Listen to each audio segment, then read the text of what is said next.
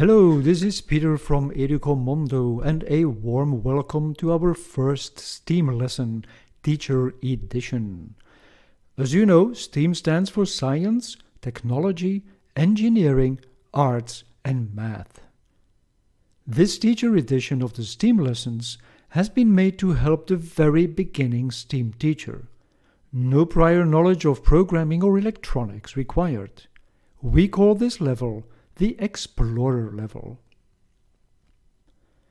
In our series, we focus on teaching students to work with a microcomputer, how to program the microcomputer, and how to make the outside world interact with this microcontroller through sensors.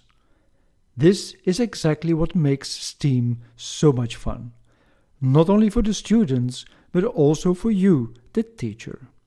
It will be really rewarding to build and construct projects with your students, and you'll be amazed by their creativity. This STEAM course is suitable for 14-year-old students and up. Although this target age is flexible, the projects assume some basic knowledge of math. Many of the projects require the minute handling of small electronic components, making it less suitable for younger children.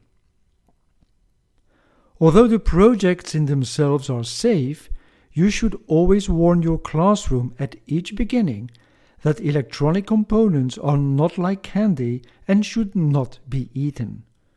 Also, electronic components can get hot, especially when wrongly connected. At the beginning of our lesson, we always point out what we will cover in the class. Today we want to become familiar with the Arduino microcontroller. Secondly, become familiar with the Arduino development environment, or IDE. Third, to have the microcontroller print "Hello World" on the screen or monitor. And the fourth, to obtain data from that monitor. Let's get to know our project equipment. For our lessons, we will use the microcontroller from the Key Studio STEAM Starter Kit. We have chosen this kit from many others because it comes with these cardboard figures that make the projects more attractive for the younger students. However, you can use any other starter kit because most of them contain basically the same components. It is also quite possible that the starter kit is no longer available. From the classroom preparation instructions in Lesson 0, you have already mounted this microcontroller on a plastic plate together with a breadboard. At the heart of our lessons, we will use a microcontroller based on the open source Arduino hardware. You can start your lesson by guiding your students through the most important components of this microcontroller. Regardless of the size or brand of a microcontroller, there are a few recurring components. The first one is the main microchip, or the heart of the controller. There is the power supply, which can be used with a 9-volt battery or a power bank. There is the USB connection, which is also used as a power supply from the computer. There is a crystal, which is used to control the timing and is essential to control the different functions of the microcontroller. There are the connection pins, analog and digital, to be used as input and output of external devices and sensors. There is a reset knob to restart the program. Then there are built-in LEDs like transmission and receiving or even control LEDs. By the way, in the second lesson, we will teach how a breadboard is constructed and how we will use it. A microcontroller needs to be programmed by connecting it to the computer via a USB cable. Listen to the sound that you hear when plugging in that USB cable. It is a confirmation that the computer recognizes the microcontroller. and you can see that a couple of small lights start to blink. Ask your students to power up the computers and connect the microcontroller. Let them confirm that the microcontroller is working by looking at the LED lights. These should start blinking. The next step is to open the Arduino IDE by clicking the icon. IDE stands for Integrated Development Environment, and it is the software that we will use to program the microcontroller. If you have not yet installed this on the computers, please go to the Setting Up Your Classroom instructions from Lesson 0.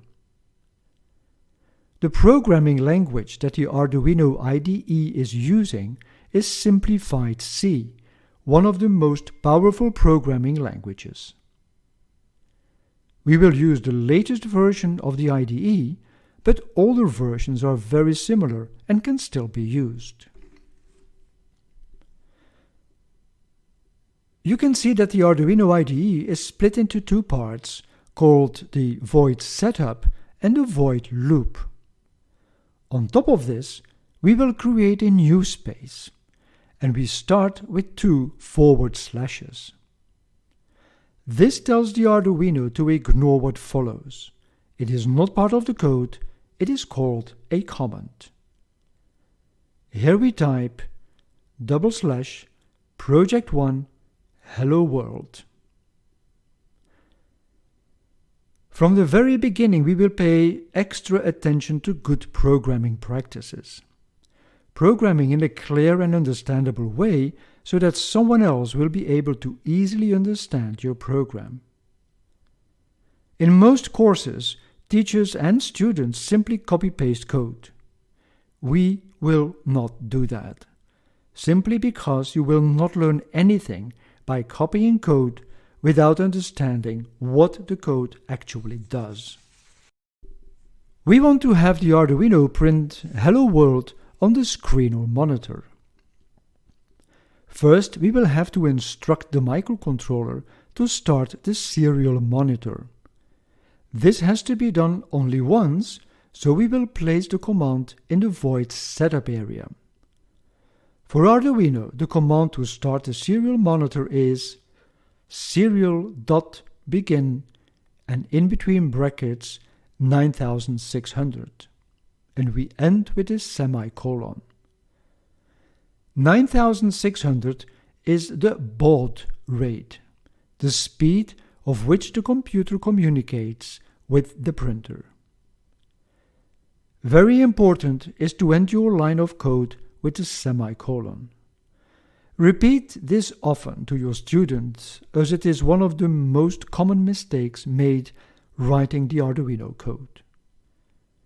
In the next section, we type serial.print, and in between brackets and hyphenated, we write hello world.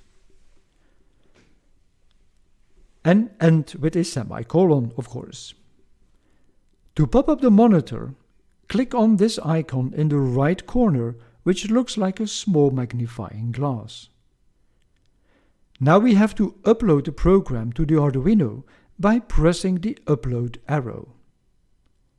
The serial monitor will show a fast-moving text line. Ask your students whether this is what they had expected. This is a good moment to get more interaction in your classroom. Let the students think for a while what is going on. Let them tell in their own words what is going on and what they would like to have to see changed. So first of all, we want to have it printed one line below the other. To do that, we change the print command into serial.println. Adding the ln will break the lines. And also, we need to introduce a delay to slow down the words on the monitor. So we go back to the top of the program and we type /variables. This indicates that in this section we define all the variables that we will use later on in the program. This way of working is important for later, when we get into more complex programming. Making the program nice and tidy will ensure that it is easy to understand and to find errors. Because we want a delay, we will define a time variable. In other words, a number. int dt equals 1000. Two things in this respect. Have you seen how the color changed of int? This means that the program recognized the command. In this case, defining an integer. An integer is a type of number without any decimal places. For instance, 1, 10, 100 are all integers. The second thing is that we need to remember that in the Arduino world, time is defined in milliseconds, so 1/1000th of a second. 1000 means 1000 milliseconds or 1 second.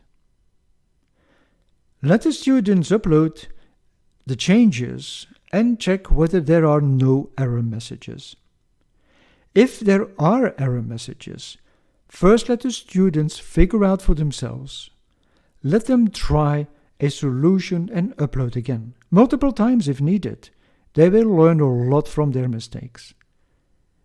If there are no programming errors, the Hello World will now print line by line a second between each line.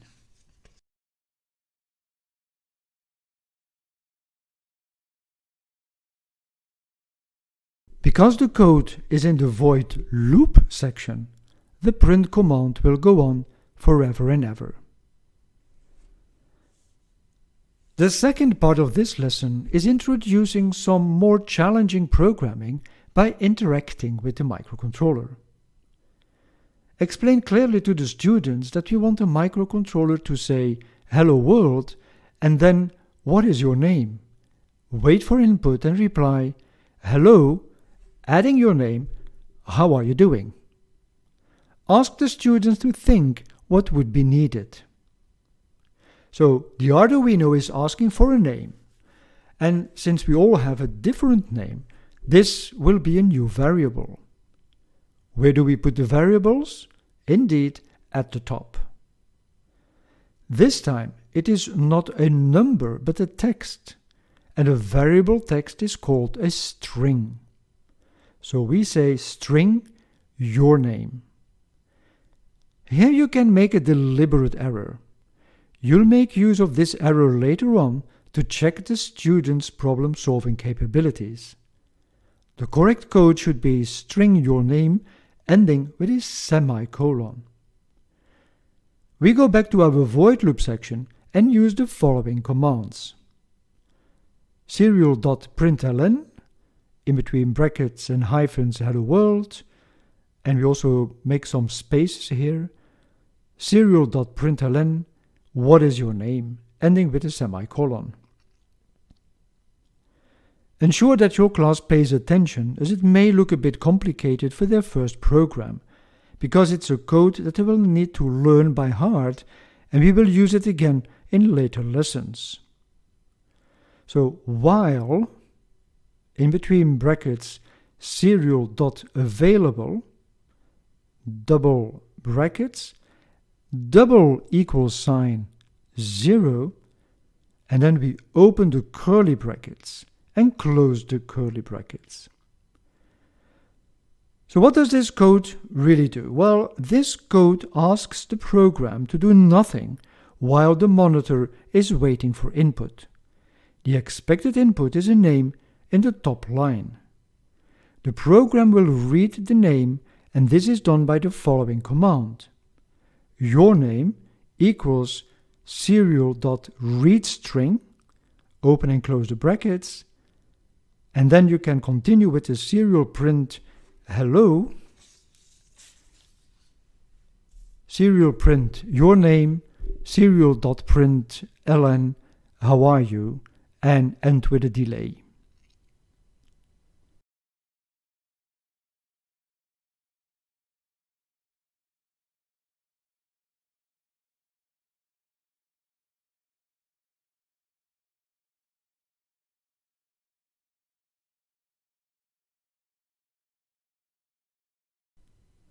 Explain to the students why some of the text is between quotation marks and others not.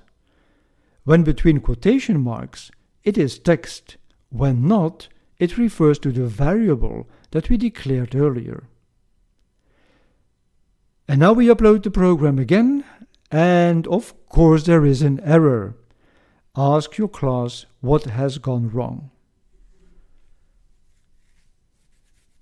It is important to allow for errors. It will give the students the opportunity to think about the code, to discuss amongst each other what the error means and what the solution could be. In this case, you deliberately forgot to end the line with a semicolon.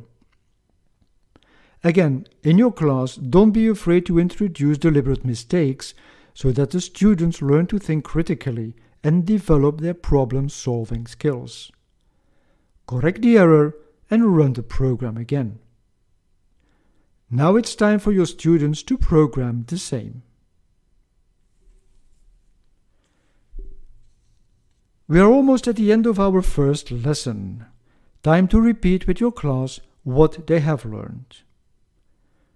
The first instance is to become familiar with the Arduino microcontroller.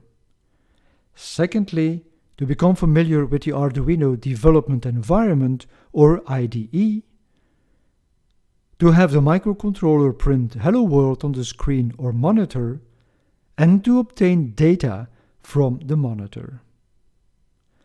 Don't forget to congratulate your students with their hard work. To round up your lesson, give the students some homework that goes beyond the programming and the Arduino electronics. This will help them to get a broader view on the world. Since we greeted our world with Hello World, here are some questions about our planet. You can ask them to go to the library to research the answers. Begin your next lesson by revisiting the assignment and ask some students to come forward and present the answers. What is the circumference of the Earth? What is the diameter of the Earth? How many people live today on our Earth? What are the planets in our solar system? How far is the Earth from the Sun? Wish your students good luck with the assignment. I'm looking forward to start with lesson number 1. In that lesson we are going to introduce our first electronic component, the light emitting diode, or LED. The lesson is called The Eye of the Dino. Bye bye for now.